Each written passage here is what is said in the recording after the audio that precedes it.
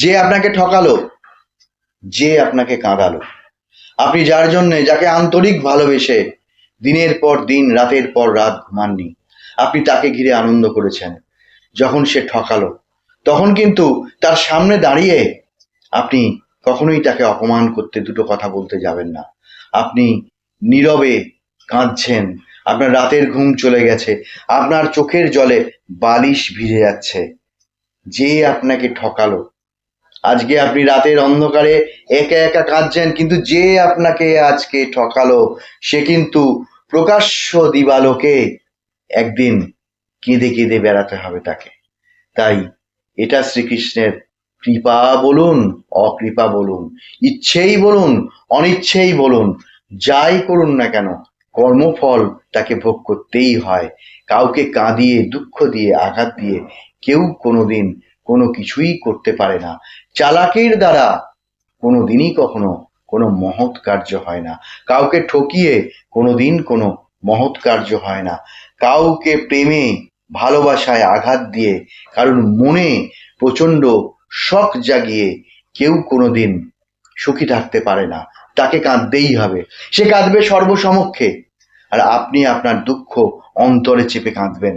কিন্তু যখন সেই রূপ আপনি দেখতে পাবেন, আমরা দেখতে পাবো, তখন কিন্তু বড় করুণা হবে, সহানুভূতি হবে।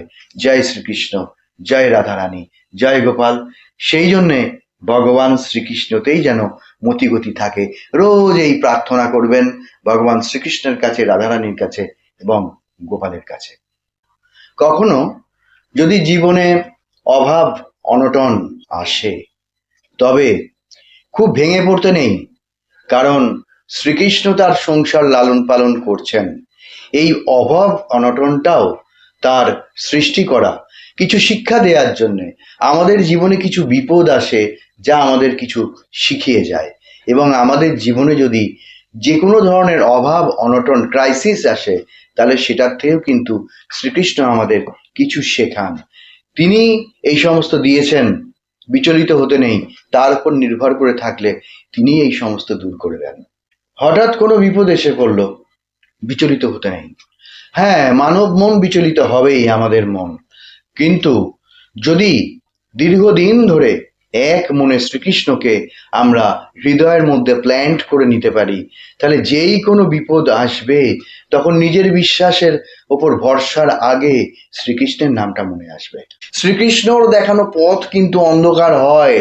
হঠাৎ করে ঠাকুর না করুন মাঝ রাতে একটা এমন পরিস্থিতি সৃষ্টি হলো যে নালে লোক নেই, জন নেই, একা ছুটে যেতে হলো, কিছু লোক জুটে গেল এবং অন্ধকারের মধ্যে ঠিক পথ চলে, এইটার কানেকশন ওইটা, ওইটার কানেকশন ওইটা, বড্ড বেশি টেনশন হচ্ছে, বড্ড বেশি উদ্বিগ্ন হতে হচ্ছে। কিন্তু ঠিক পৌঁছানো গেল, একটুর জন্য পৌঁছানো গেল, একটুর জন্য এইটা বেঁচে গেল, এরকম হতে থাকে। হতে হতে দেখা গেল অন্তিমে সেই কৃষ্ণের হাসি, অন্তিমে আপনি হাসতে পারবেন। আপনি শ্রীকৃষ্ণের ভক্ত, আসলে কি শ্রীকৃষ্ণ প্রথমে কৃপা তো করেন না, মায়ার বন্ধনে বাঁধেন। শ্রীকৃষ্ণ আপনাকে মায়ার বন্ধনে বেঁধেছেন, তাই কিন্তু আপনার শ্রীকৃষ্ণকে বড় ভালো লাগে, ভুলতে পারেন না। এক অমোঘ মায়া, অমোঘ টান। এই মায়ার মধ্যে দুঃখ নেই, এই মায়ার মধ্যে আনন্দ আছে।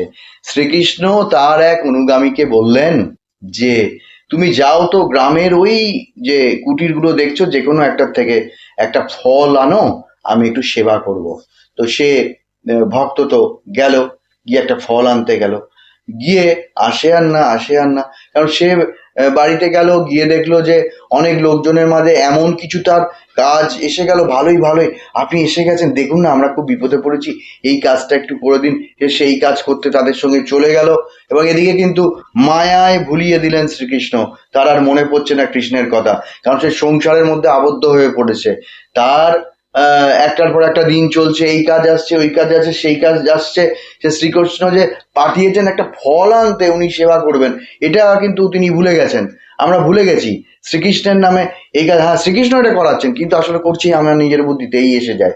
তো তারপরে বেশ কিছুক্ষণ পরে, অনেকক্ষণ পরে, তার কাছে তো অনেকগুলো দিন কেটে গেছে, সেই ভক্তের কাছে বা একটা বছর। শ্রীকৃষ্ণ তো মাত্র কিছুক্ষণ অপেক্ষা করে এলেন সেই কুটিরের দ্বারে, এসে বললেন যে হে আমার ভক্ত, তোমাকে অনুগামী, তোমাকে যে আমি পাঠিয়েছিলাম একটা ফল আনতে।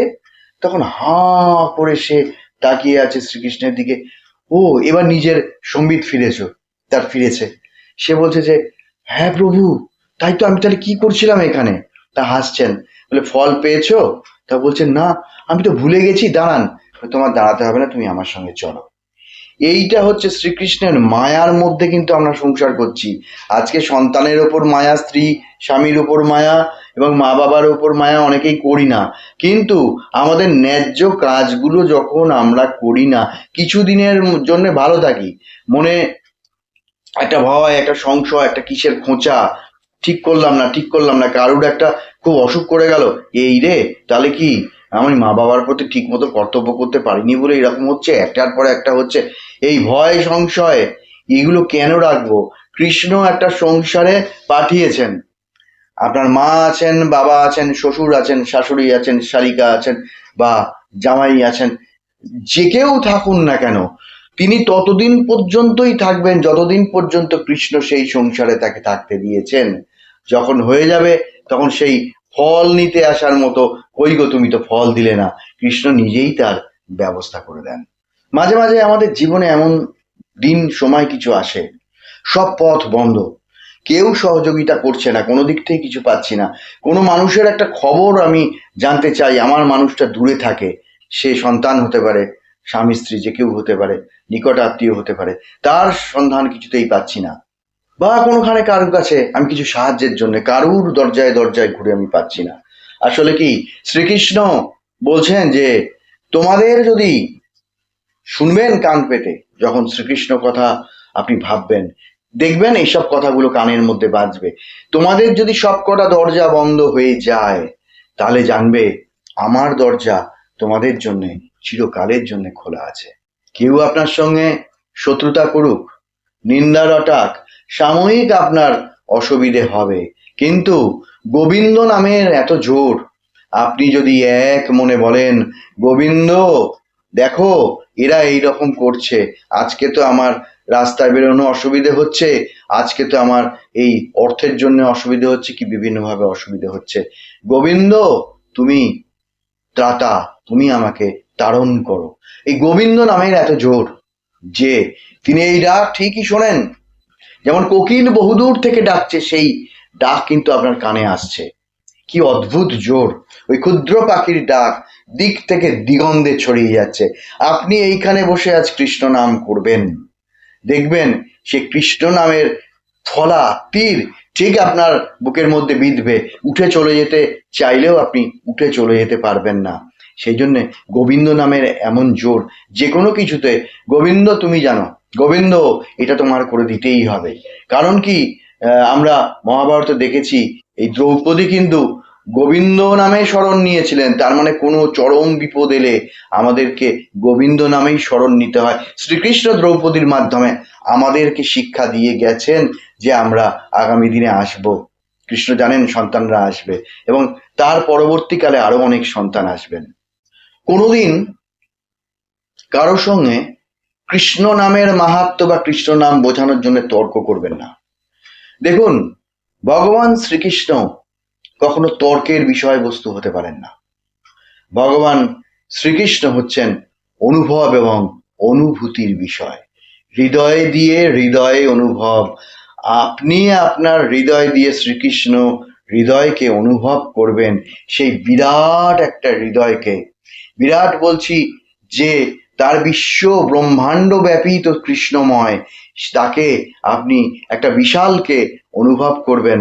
কৃষ্ণকে তর্ক করে কাউকে বোঝানো যায় না, কারণ কৃষ্ণ তো তাকে কৃপা করেননি, যার জন্য কৃষ্ণ নামে তার ভক্তি হয়নি। সেই জন্যে যেখানে কৃষ্ণ কথা বললে কৃষ্ণের অবমাননা হয়, সেই মুহূর্তে সেখানে আপনি চুপ করে যাবেন, কাউকে বোঝাতে যাবেন না।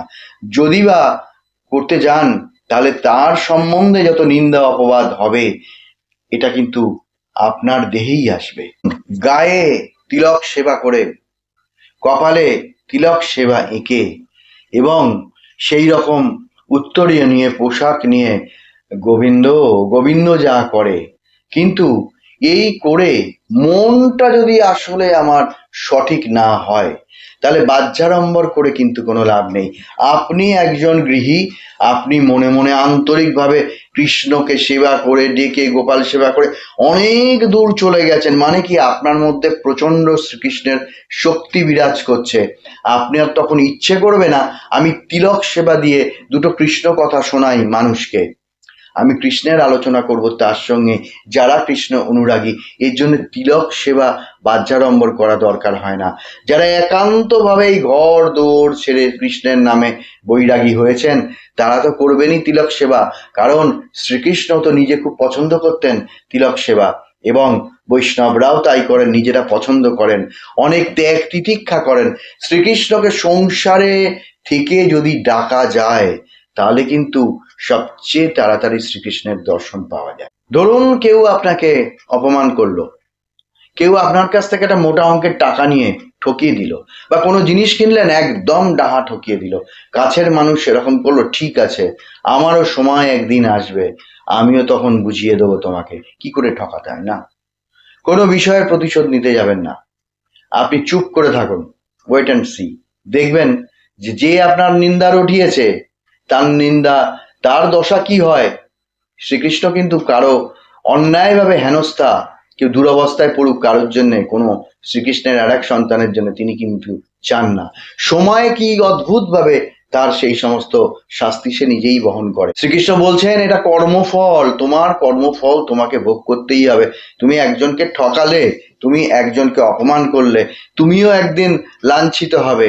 তুমি দিনের বেলা একটা মানুষের সামনে খুব ভালো ইমেজ তৈরি করে আহা কৃষ্ণ যেমন রেখেছেন, কিন্তু রাত্রিবেলা দেখা যাচ্ছে তুমি সম্পূর্ণ অন্য ধরনের মানুষ। ওই রকম বাহ্যিক রূপ দেখিয়ে ফেক ধার্মিক হওয়া যায়, কিন্তু কোনোদিন শ্রীকৃষ্ণকে লাভ করা যায় না। শ্রীকৃষ্ণকে লাভ করতে গেলে কি করতে হবে, যে মনে বনে আর কোণে, অর্থাৎ নিজের মনে মনে শ্রীকৃষ্ণের ভাবনা একভাবে ভাবা, সেটা সে চলমান একটা রাস্তার পাশে আপনি বসে আছেন কোনো একটা বাড়িতে বারান্দায় বা কোনো একটা দোকানে বা অফিসে, চলমান চলছে, কিন্তু আপনি ও সমস্ত চোখে আপনার ভাসছে না, আপনার চোখে কৃষ্ণ ভাসছে। সেই জন্যে মনে, আপনি মনে মনে করছেন।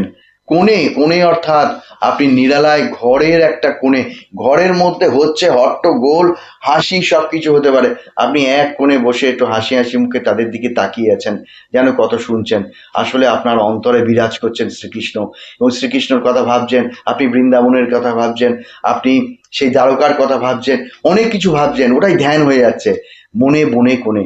আর একটা সময় বনে গিয়ে শ্রীকৃষ্ণের ধ্যান করতেন মানুষ, সেই একটা সময় ছিল। এখন আমাদের আর সেই বনে জঙ্গলে গিয়ে সংসারকে ত্যাগ করে ঈশ্বর পাওয়ার জন্য, কৃষ্ণ পাওয়ার জন্য যেতে হয় না। কৃষ্ণ লাভ করার জন্য সহজ উপায়, শ্রেষ্ঠ উপায় হচ্ছে আমাদের এই সংসার। আপনি হয়তো বহু কষ্ট করেছেন একটা ঘর বাড়ির জন্য, ছিল না, বা আপনার ঘর বাড়িটা পুরনো হয়ে গেছে, সেটাকে নতুন করে করেছেন। এইবারে কৃষ্ণের নামে যদি আপনি থাকেন আর করেন, আমার এইটা প্রয়োজন কৃষ্ণ, এই অর্থ আমার আছে, আমি এটা দিয়েই করব। এবারে সেই সংসারে, সেই ইমারতে শুধু যে আপনি আমি থাকছি তা নয়, সেইখানে কিন্তু শ্রীকৃষ্ণ নিজে সংসার করেন, এবং সেই গৃহে শ্রীকৃষ্ণ থাকেন। কারণ আপনি করার আগেই বলেছেন শ্রীকৃষ্ণ আমার এই বাড়িতে এই এই অসুবিধে, আমি এই করব, বা এই বাড়িটা আমি বিক্রি করে, এই ফ্ল্যাটটা বিক্রি করে আমি আর একটা করব, এটা কিন্তু আপনি বলেই নিয়েছেন।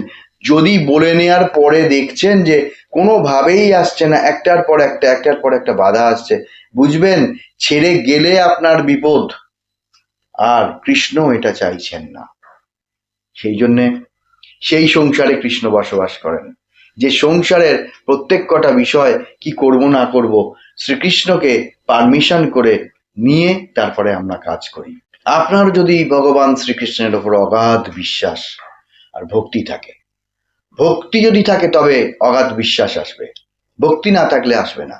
অগাধ বিশ্বাস ভক্তি থাকে, ভগবান শ্রীকৃষ্ণ আপনার পা বেচালে পড়তে দেবেন না।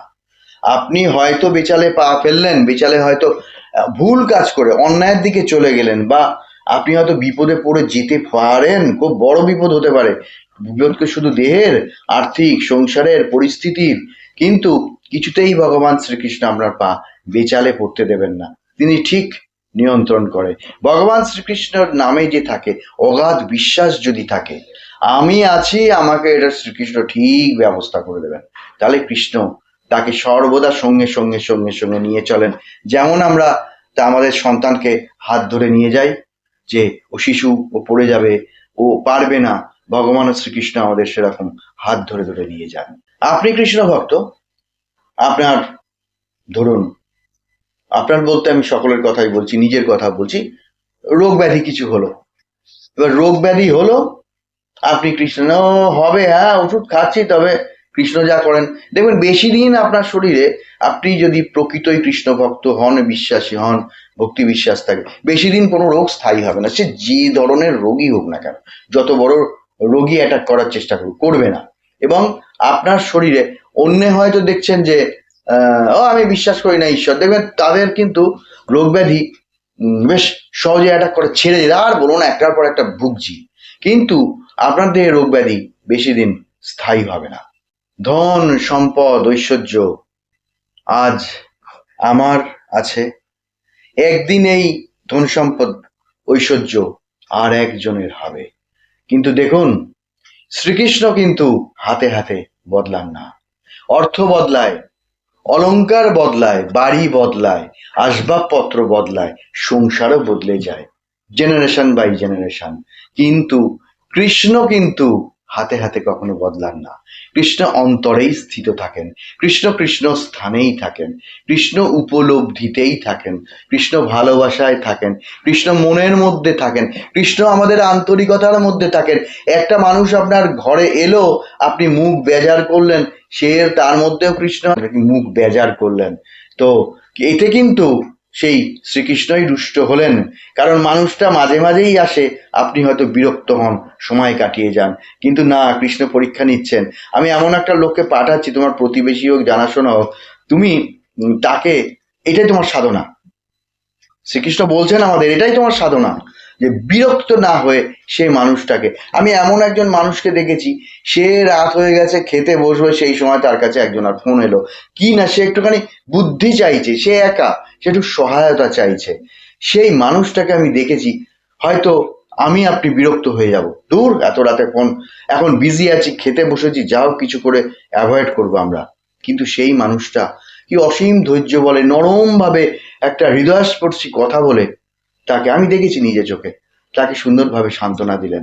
তাই যদি কেউ আপনার কাছে আসে কোনো বুদ্ধির জন্য, কোনো প্রয়োজনে বা বিপদাপন্ন হয়ে, তাকে কিন্তু যতটুকু আপনার সম্ভব শ্রীকৃষ্ণের নামে করুন। কৃষ্ণ আমার কাছে তুমি পাঠিয়েছো, আমার এই ক্ষমতা, আমি তার জন্য এইটুকু করব, দেখো যেন ভালো হয়, দেখো যেন আমার কোনো বিপদ ক্ষতি না হয়, তারও যেন না হয়। মনটাকে একটা আলু ভাতের মতো মেখে মেখে মেখে মেখে সুন্দর করে নরম করে তুলতুলে আপনার মনকে শ্রীকৃষ্ণ মাখনে পরিণত করে দেবেন।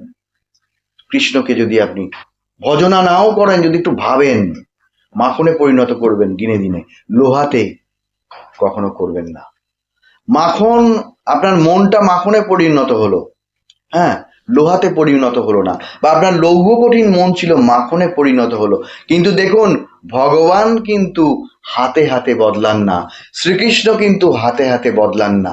শ্রীকৃষ্ণ যা ওই নিরাকার পরম ব্রহ্ম সাকার রূপ ধারণ করে এসে আমাদের যা যা বলে গেছেন, যে জ্ঞানটুকু আমাদের আপনার মধ্যে দিয়ে গেছেন, যেটা হচ্ছে শ্রীকৃষ্ণ নরম মন করেন, নরম মাখনের মতো করে দেন, সমস্ত কিছু মাখনের মতো অত সহজ করে দেন, যে আপনি যে সমাজ ব্যবস্থায় বসবাস করছেন খুব সুন্দর সেটা করে তোলেন। কিন্তু লোহা কখনো মাখন হয় না, শ্রীকৃষ্ণ কখনো হাতে হাতে বদলান না। একটা কথাই আমাদের শিক্ষা দিয়ে গেছেন, যে আমাদের যখন কোনো দুর্দিন আসবে বা আসে, আমরা যেন ভেঙে না পড়ি, ভীত না হই, তার উপর যেন নির্ভর করে থাকি। তিনি ঠিক কিন্তু হাত ধরেন, তার উপর নির্ভর করলে হাত ধরেন। আমার জীবনে এরকম ঘটনা আছে, আমি ঘটনা বলে দীর্ঘ করব না, আমি শুধু জিস্টটা বলছি। তিনি হাত ধরেন, ঠিক যেমন মা কি বাবা তার সন্তানের হাত ধরেন। তিনি জানেন যে সন্তানটা যদি তাকে আমি জলে নামাচ্ছি স্নান করার জন্য, গঙ্গা স্নান করাবো, তা আমার হাতটা ধরে থাকতেই হবে, তার বিপদ হবে। সেই জন্যে আমরা তো শ্রীকৃষ্ণের কাছে যত বয়স্কই হন না কেন, আপনার বয়স হয়তো 80 বছর, 90 বছর হোক, বা 75, 85 হোক, কিন্তু তিনি কিন্তু ঠিক ধরে আছেন। আপনি ভয় পাচ্ছেন, বাবা এই কাজটা করব, আমি এইটা করব, যদি আমি ডুবে যাই, যদি আমি পড়ে যাই, না, আপনি তখনই পড়ে যাবেন যখন আরে আমার শরীরে এখনো জোর আছে, আমি পারবো, ওই তখনই আপনি পড়ে যাবেন। আত্মহংকার, অহংকার এর মধ্যেই আত্মবিশ্বাস ভালো, আত্মবিশ্বাসের মধ্যে শ্রীকৃষ্ণ থাকেন, কিন্তু আত্মহংকার, দম্ভ, কায়দা এগুলো কখনোই ভালো না, এইগুলোর মধ্যে শ্রীকৃষ্ণ থাকেন না। তাই যখন আমরা আমাদের ওপর, নিজের ক্ষমতার ওপর, অর্থের হোক, শরীরের হোক, একটা দম্ভ কায়দা করি, তখন কিন্তু সেখানে কৃষ্ণ থাকেন না। কৃষ্ণ থাকেন ফুলের মধ্যে, কৃষ্ণ থাকেন একদম মোলায়েম বসন্ত বাতাসের মতো হয়ে, কৃষ্ণ থাকেন সফট, নরম মনে, এবং কৃষ্ণ থাকেন সেই সংসারে, যে সংসারে সকাল থেকে শুরু করে শেষে শোয়ার শুতে যাওয়া পর্যন্ত তারা প্রত্যেকটা কাজে কথার মধ্যে তার নাম করে। না, এ তো আমাকে ছেড়ে যায় না। একজন গ্রোসারি শপের শপকিপার, সে দেখছে যে এই কিছু ফ্যামিলি আমাকে ছাড়া কাউকে মালপত্র নেয় না। এবার আমি যখন দোকানটা বন্ধ করে চলে গেলাম, তারপরে হয়তো ফোন এলো, এই তুমি বন্ধ করে দিয়েছো, আমার তো এটা লাগতো। তখন সেই দোকানদার কি করবে, না না, এ আমাকে ছাড়া কাউকে নেয় না, এ তো নগদ পয়সায় জিনিসপত্র কেনে, ও তো অন্য দোকানে গিয়ে কিনতে পারে, আমাকে ছাড়া তো নেয় না। আচ্ছা দাঁড়ান দাঁড়ান, আমি আসছি। আমি একটা চিপ ঘটনা দিয়ে বললাম, কিন্তু বাস্তব, কিন্তু যে বিপদে আপদে আনন্দে এক গ্লাস ভাত তুলতে জয় শ্রীকৃষ্ণ জয় শ্রীকৃষ্ণ করে, আর এটা তোমার কিন্তু একটা ভালো খবর এসছে, মনে মনে সে বলছে জয় শ্রীকৃষ্ণ তোমার জন্য হয়েছে, হ্যাঁ আমি অনেক ইয়েকে আশা করেছিলাম, আমি তোমাকে বলেও ছিলাম, সেভাবে তো চাইতে পারি না। কৃষ্ণ যাদের কৃপা করবেন, ডিরেক্টলি সে রূঢ়ভাবে চাইতে পারবে না কৃষ্ণ কাছে, কৃষ্ণ দেখো ওইটার এরকম হয়েছে স্যার, মানে ব্যাপার হচ্ছে কি আমার একটু অসুবিধা হয়েছে, আমি একটুখানি ছুটি নিতে চাই, ব্যাপারটা এরকম হবে। সেরকম কৃষ্ণ কৃপা করলে আপনি সরাসরি কৃষ্ণকে বলতে পারবেন না, শ্রীকৃষ্ণ সবই তো বুঝছো তুমি, এইটা আমার অসুবিধা হয়েছে, তুমি একটুখানি ব্যবস্থা করে দাও। দেখুন আপনার প্রাচুর্যের মধ্যে, কিছু কিছু মানুষের প্রাচুর্যের মধ্যে বহু লোক জুটে যায়, তার চারপাশে বহু বন্ধু বান্ধব, কিন্তু তখন শ্রীকৃষ্ণ কোথায় থাকেন? শ্রীকৃষ্ণ ছেড়ে যান না, ওই বহু মানুষের শেষে তিনি চুপ করে দাঁড়িয়ে থাকেন, আমাদের জন্য অপেক্ষা করেন। এইবারে একসময় প্রাচুর্যর যদি কোনো ঘাটতি হয়, পরিস্থিতি পরিবেশ বদলায়, তাহলে সেই মানুষগুলো কিন্তু আপনার পাশ থেকে সব ফাঁকা হয়ে যাবে।